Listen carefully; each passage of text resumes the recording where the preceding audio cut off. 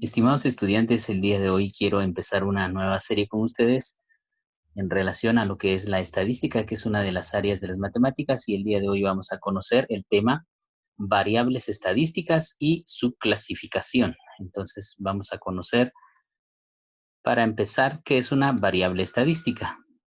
Una variable estadística es una que determina las características o cualidades que poseen los individuos de una población. Cualquier característica, ¿verdad?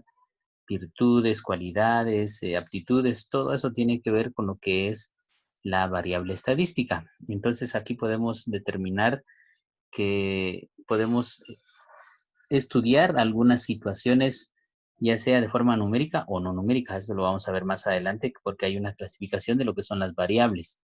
Y eso es lo que vamos a conocer a continuación. Entonces, las clases de variables estadísticas tenemos dos grupos. Están las cualitativas y las cuantitativas. Más adelante, en este mismo video tutorial, vamos a explicar cada una de ellas. Las cualitativas se dividen en dos grupos que son ordinales y nominales. Mientras tanto, las cuantitativas también se dividen en dos grupos que son las discretas y las continuas. Ahora vamos a ver una a una de las variables, empezando con las variables cualitativas. ¿Cuáles son estas? Son aquellas que expresan características o cualidades, por eso de su nombre, ¿verdad?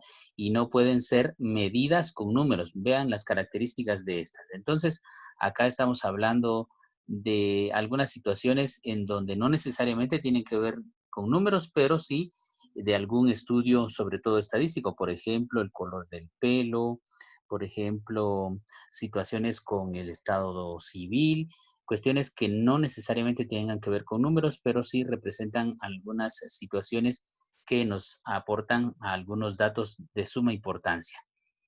Ahora, estas variables cualitativas, como dijimos, se dividen en dos. Las primeras son las ordinales y la variable cualitativa ordinal es aquella que presenta valores no numéricos, pero existe un orden. Por ejemplo, la clasificación de las medallas olímpicas, en donde vemos que primero está la medalla de oro, la de plata y la de bronce.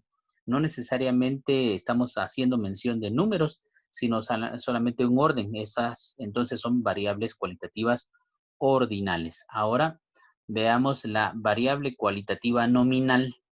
Es aquella que presenta valores no numéricos y no existe un orden. Acá tenemos, por ejemplo, el estado civil de las personas. Entonces, no hay un orden establecido a decir qué es antes, qué es después. Simplemente se estudia el estado civil, puede ser casado, soltero, puede ser viudo, viuda, cualquier otro estado civil, pero esto representa un valor cualitativo, ¿verdad? Y que no existe un orden en el mismo. Conozcamos ahora el segundo grupo de variables, que son las variables cuantitativas.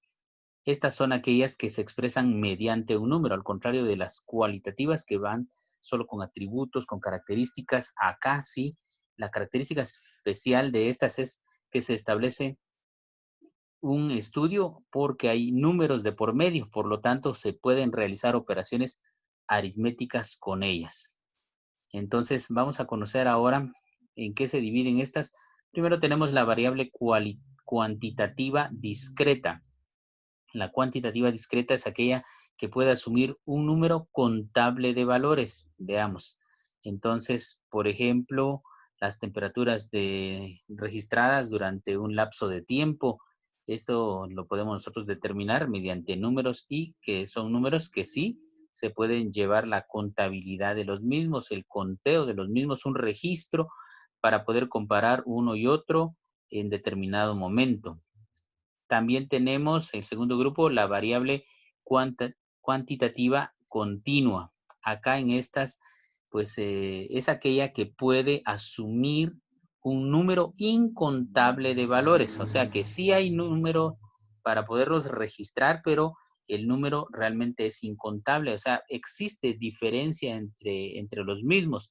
Por ejemplo, acá yo presento este cuadro estadístico donde está la estatura máxima y mínima de niños hasta 10 años.